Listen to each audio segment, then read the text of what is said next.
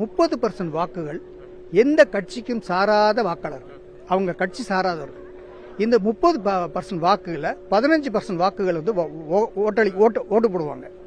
அந்தந்த தட்ப நிலைக்கு நேர்ப்ப அன்னைக்கு அரசியல் சூழ்நிலையில் இந்த 15% ஓட்டு யாரை ஆட்சி அமைக்கணும் இவங்க தான் டிசைடிங் ஃபேக்டர்.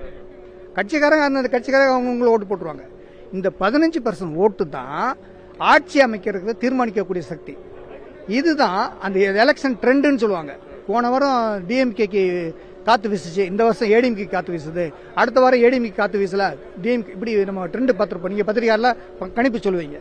ஆனால் எலெக்ஷன் அன்னைக்கு, போலிங் அன்னைக்கு ட்ரெண்டு மாறி யார் ஆட்சி அமைக்கணும்னு செய்யறது இந்த 15% ஓட்டு.